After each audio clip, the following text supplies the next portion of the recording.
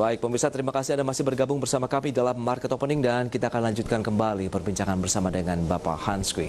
Ya, Pak Hans, tadi sudah kita bahas begitu TPIA dengan sejumlah rekomendasi yang bisa disarankan, paling tidak peluang menuju 9.000 masih tetap terbuka. Nah, bagaimana dengan saham-saham yang Anda rekomendasikan menjelang pembukaan market hari ini, Pak Hans? Silakan. Ya, mayoritas saya merekomendasikan buying weakness ya saham-saham yang ada gitu karena udah naik lumayan banyak gitu. Kalau kita lihat saham-saham perbankan kemarin naik cukup banyak karena ada rencana pemerintah memberikan subsidi bunga ya. Jadi ini menjadi sentimen positif bagi saham perbankan. Tapi kita pikir mungkin ada sisi profit taking sehingga kita akan buying weakness. BBNI kita rekomendasikan buying weakness 4.630 sampai 4.800 gitu. Kemudian BBRI saya rekomendasikan buying weakness 3.060 sampai 3.150. Kemudian BBTN 1.315 sampai 1.370. Bank Mandiri 5.500 sampai 5.700. PTPT kita rekomendasikan buying weakness 915 sampai 940. Dan Adikarya juga saya rekomendasikan buying weakness di 560, 570. Oke, cukup banyak berarti ya variasinya, tapi lebih didominasi oleh sektor perbankan ini, Pak Hans. Kalau kita ulas satu persatu, misalnya Bank BNI begitu, dan ini sudah pukul 9 waktu Indonesia Barat, kita akan sampaikan dulu ya Pak Hans ya, untuk pembukaan market begitu di hari Selasa, 2 hari sisa perdagangan. Hari ini indeks harga saham gabungan pemirsa masih berada di zona positif ya, menguat sekitar 0,27% di level 5.263. Dan ini cukup menarik begitu ya. Nampaknya indeks harga saham gabungan masih mencoba untuk mencetak level-level terbarunya begitu. Apakah peluang ke 5.300 juga ini akan menjadi level yang akan dituju berikutnya atau tidak? Kita akan bahas nanti bersama dengan Pak Hans. Adapun saham-saham yang menguat sekitar 128 saham, saham yang mengalami pelemahan hanya sekitar 50-an saham saja. Baik Pak Hans, apa yang bisa kita review untuk opening market hari ini? Masih menghijau Pak Hans? Apakah ini juga hanya sementara saja? Kemudian nanti di tengah perjalanan sesi 1 ataupun sesi kedua profit taking akan melanda indeks kita? Ya, memang harus kita akui likuiditas pasar itu cukup banyak ya kalau kita lihat. Dan memang satu prestasi juga yang ditunjukkan oleh bursa kita ya di tengah pandemik itu. Memang jumlah investor itu kan naik cukup banyak gitu ya. Betul, Pak. Investor retail itu 3 jutaan ya sekarang gitu. SIB-nya udah 3.022 gitu ya. Naik 17%, 17,8% gitu pas periode pandemik. Jadi orang di rumah, aktivitas berkurang, pilihan investasi berkurang, waktu ada, jadi mereka mulai masuk ke pasar saham ya, apalagi pasar saham menjanjikan return yang cukup baik gitu ya. Jadi ini yang menyebabkan pasar saham kita setiap kali ada kelemahan banyak aja yang melakukan pembelian gitu.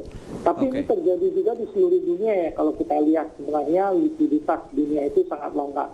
Cuma memang pertanyaannya adalah pasar saham itu harus juga bergerak dengan seiring dengan sektorialnya gitu ya. Jadi challenge besarnya itu ada di sektorial dan apa yang pemerintah lakukan di APBN 2021 itu juga menentukan pasar gitu pergerakannya.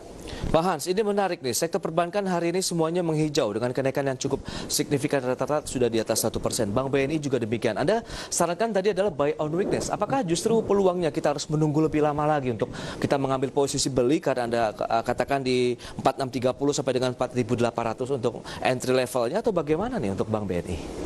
Ya, rata-rata memang perbankan udah naik lumayan banyak Pak ya. Jadi kalau saya mencermati memang lebih baik buying weakness ya, karena risiko kita ketika kita membeli di atas itu relatif lebih tinggi gitu.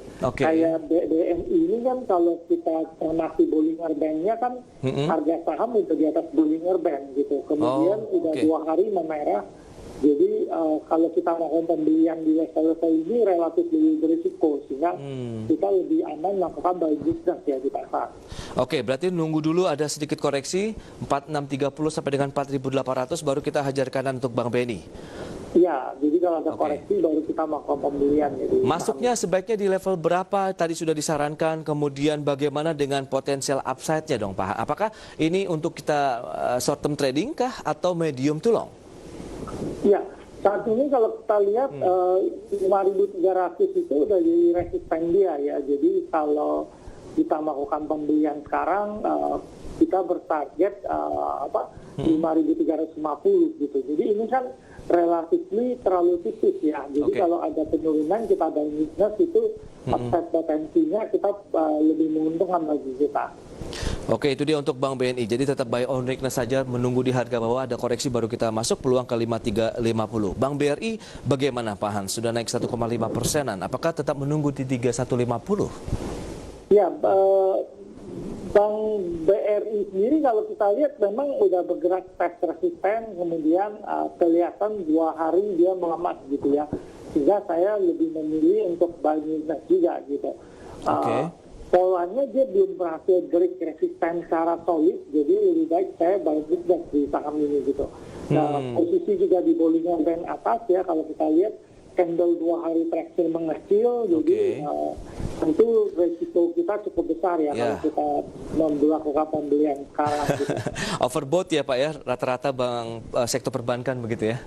Ya, dan stokastik juga debt cost bergerak ke bawah, jadi sementara memang ada kenaikan ini, saya nggak terlalu rekomendasi untuk kita terlalu agresif melakukan pembelian di pasar. Baik, 3150 dengan potensial upside ke berapa Pak Hans? Iya, saat ini kalau kita lihat resistennya tentu ada di level 3450 ya, gitu. Jadi untuk sementara memang kita menanti untuk break 3360 gitu, untuk mengharapkan dia bisa bergerak naik lebih banyak ke depannya gitu. Memang pertanyaan besar di sektor perbankan ini adalah kalau kita bicara dengan teman-teman, saat ini perbankan terbantu sekali dengan POJK 11 ya, restrukturisasi yang dilakukan, kemudian pencadangan tidak perlu dilakukan. Nah, tetapi setahun kemudian pertanyaannya adalah ketika POJK-nya selesai, kemudian bank harus melakukan pencadangan untuk kerugian, kemudian apakah bisnis bisa kembali berjalan secara normal ya gitu. Dan apakah pandemik ini akan berakhir dalam 1 tahun ke depan gitu, ini juga jadi masalah. Gitu. Jadi ini kendala-kendala yang kita hadapi di ini. Baik, itu dia untuk Bank BRI ya, peluang di 3150, ada ke 3360, kemudian sampai dengan 3450 untuk Bank BNI, kemudian Bank BRI. Baik, kita masih ada Bank BTN, kemudian Bank Mandiri yang belum kita ulas, tapi kita akan bahas nanti di segmen berikutnya. Pak Hans, kita akan jeda terlebih dahulu dan pemirsa kami akan segera kembali sesaat lagi.